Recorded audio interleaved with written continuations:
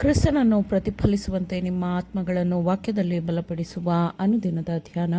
ಇಂದಿನ ಧ್ಯಾನದ ಶೀರ್ಷಿಕೆ ಸಂಗೀತದ ಸುವಾರ್ತೆ. ಈ ದಿನದ ದೇವರ ವಾಕ್ಯ: ದೇವರೇ, ನನ್ನ ನಾಲಿಗೆಯು ಉತ್ಸಾಹದಿಂದ ನಿನ್ನ ಸತ್ಯಸಂಧತೆಯನ್ನು ಕೊಂಡಾಡುವುದು. ಕೀರ್ತನೆಗಳು 51ನೇ ಅಧ್ಯಾಯ 14ನೇ ವಚನ. ಪ್ರತಿಯೊಂದು ಶಾಲೆಯಲ್ಲೂ ಸಂಗೀತದ ವಿಷಯವಾದ ಬೋಧನೆಯು ಅಗತ್ಯವಾಗಿ ನಡೆಯಬೇಕಿದೆ. ಆ ಶಿಕ್ಷಣದ ಬಗ್ಗೆ ಹೆಚ್ಚಿನ ಆಸಕ್ತಿಯನ್ನು ಪ್ರಕಟಪಡಿಸಬೇಕು. ಸುಮಧುರವಾದ ಧ್ವನಿಯಲ್ಲಿ ಹಾಡುವುದನ್ನು ಕಲಿತಿರುವ ವಿದ್ಯಾರ್ಥಿಗಳು ಸುಮಧುರವಾದ ಸುವಾರ್ತಾ ಹಾಡುಗಳನ್ನು ಅದರ ಪದಗಳು ಅರ್ಥವಾಗುವಂತೆ ಹಾಡುವುದರ ಮೂಲಕ ಹಾಡುವ ಸುವಾರ್ತಿಕರಾಗಿ ಹೆಚ್ಚಿನ ಕೆಲಸಗಳನ್ನು ಮಾಡಬಹುದು. ಅವರು ದೇವರು ತಮಗೆ ನೀಡಿರುವ ತಲಾಂತನ್ನು ಬಳಸಲು ಅನೇಕ ಅವಕಾಶಗಳನ್ನು ಕಂಡುಕೊಳ್ಳುತ್ತಾರೆ.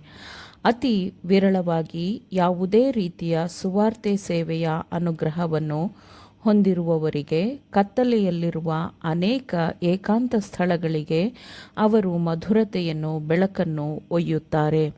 ಹಾದಿಗಳಿಗೂ ಬೇಲಿಗಳ ಬಳಿಗೂ ಹೋಗಿರಿ. ಉನ್ನತ ಮತ್ತು ಕೆಳವರ್ಗದವರನ್ನು ತಲುಪಲು ಪ್ರಯತ್ನಿಸಿರಿ. ಶ್ರೀಮಂತ ಮತ್ತು ಬಡವರ ಮನೆಗಳಿಗೆ ಹೋಗಿರಿ ಮತ್ತು ಅಲ್ಲಿ ನಿಮ್ಮೊಂದಿಗೆ ಹಾಡಲು ಮತ್ತು ಪ್ರಾರ್ಥನೆ ಮಾಡಲು ಬಯಸುತ್ತೇವೆ. ನಾವು ಹಾಡಿ ಪ್ರಾರ್ಥಿಸಿದರೆ ನಿಮಗೆ ಒಪ್ಪಿಗೆಯೋ, ನಿಮಗೆ ಇಷ್ಟವಾಗುವುದೋ ಎಂದು ಕೇಳಿರಿ. ನಿಮ್ಮನ್ನು ಅನೇಕರು ನಿರಾಕರಿಸುವುದಿಲ್ಲ. ಪ್ರವಾದಿಗಳ ಶಾಲೆಗಳಲ್ಲಿ ಭಕ್ತಿಯ ಮನೋಭಾವವನ್ನು ಪಾಲಿಸಲಾಗುತ್ತಿತ್ತು. ಹೇಗೆ ಪ್ರಾರ್ಥಿಸಬೇಕು, ತಮ್ಮ ಸೃಷ್ಟಿಕರ್ತನೊಂದಿಗೆ ಹೇಗೆ ಸಂಪರ್ಕ ಸಾಧಿಸಬೇಕು, ಆತನಲ್ಲಿ ನಂಬಿಕೆಯಿಂದಿರುವುದು ಹೇಗೆ ಮತ್ತು ಆತನಾತ್ಮದ ಬೋಧನೆಗಳನ್ನು ಹೇಗೆ ಅರ್ಥ ಮಾಡಿಕೊಳ್ಳಬೇಕು ಮತ್ತು ಅವುಗಳನ್ನು ಹೇಗೆ ಪಾಲಿಸಬೇಕು ಎಂಬವುಗಳನ್ನು ಅಲ್ಲಿ ವಿದ್ಯಾರ್ಥಿಗಳಿಗೆ ಕಲಿಸಲಾಗುತ್ತಿತ್ತು. ಅಲ್ಲಿ ಪರಿಶುದ್ಧವಾದ ಜ್ಞಾನವು ದೇವರ ಮನೆಯ ನಿಧಿಯಿಂದ ಹೊರಡುತ್ತಿತ್ತು. ಹೊಸ ಮತ್ತು ಹಳೆಯ ದೇವರಾತ್ಮದ ವಿಷಯಗಳು ಪ್ರವಾದನೆಯಲ್ಲಿ ಮತ್ತು ಪರಿಶುದ್ಧವಾದ ಹಾಡಿನಲ್ಲಿ ಪ್ರಕಟವಾಗುತ್ತಿದ್ದವು. ಪರಿಶುದ್ಧವಾದ ಉದ್ದೇಶವನ್ನು ನೆರವೇರಿಸಬೇಕೆಂದು, ಆಲೋಚನೆಗಳನ್ನು ಪರಿಶುದ್ಧವಾದವುಗಳ ಕಡೆಗೆ ಎತ್ತಬೇಕೆಂದು ಮತ್ತು ದೇವರ ಮೇಲಿನ ಭಕ್ತಿ ಕೃತಜ್ಞತೆಯನ್ನು ಆತ್ಮದಲ್ಲಿ ಜಾಗೃತಗೊಳಿಸಲು ಸಂಗೀತವನ್ನು ಮಾಡಲಾಯಿತು. ಹಳೆಯ ಕಾಲದ ಹಾಡುಗಳು ಮತ್ತು ಈಗ ಬಳಕೆಯಲ್ಲಿರುವ ಸಂಗೀತಕ್ಕೂ ಎಷ್ಟು ವ್ಯತ್ಯಾಸವಿದೆ ಅಲ್ಲವೇ? ಈ ತಲಾಂತನ್ನು ದೇವರ ಮಹಿಮೆಗಾಗಿ ಬಳಸುವ ಬದಲು ಎಷ್ಟೋ ಜನರು ತಮ್ಮನ್ನು ತಾವು ಹೆಚ್ಚಿಸಿಕೊಳ್ಳಲು ಬಳಸುತ್ತಾರೆ. ಯಾವ ಸ್ಥಳಗಳಿಗೆ ತನ್ನ ಜನರು ಹೋಗಬಾರದು ಎಂದು ದೇವರು ನಿಷೇಧಿಸಿರುವ ಆನಂದ ಕೂಟಗಳಲ್ಲಿ ಜನರ ಸಂಗೀತದ ಮೇಲಿನ ಪ್ರೀತಿಯು ಎಚ್ಚರವಾಗಿಲ್ಲದಿರುವವರನ್ನು ಈ ಲೌಕಿಕ ಪ್ರೇಮಿಗಳೊಂದಿಗೆ ಒಂದಾಗುವಂತೆ ಮಾಡುತ್ತದೆ.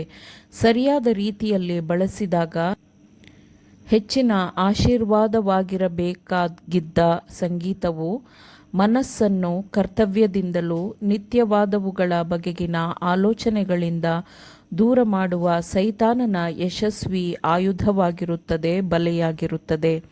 ಮೇಲಿನ ಅಂಗಳಗಳಲ್ಲಿ ಸಂಗೀತವು ದೇವಾರಾಧನೆಯ ಒಂದು ಭಾಗವಾಗಿರುತ್ತದೆ ಮತ್ತು ಪರಲೋಕದ ಗಾನವೃಂದ ಸಂಗೀತಕ್ಕೆ ಹತ್ತಿರವಾಗುವಂತೆ ನಾವು ಸ್ತುತಿ ಗೀತೆಗಳನ್ನು ಹಾಡಲು ಪ್ರಯತ್ನಿಸಬೇಕು.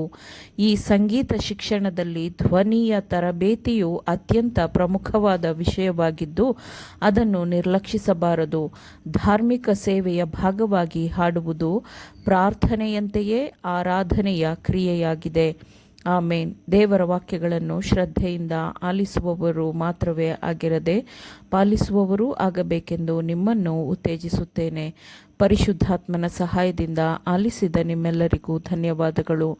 ಮತ್ತೆ ದೈನಂದಿನ ಧ್ಯಾನಕ್ಕಾಗಿ ನಾಳೆ ಸಂಧಿಸೋಣ. ಆಮೇನ್.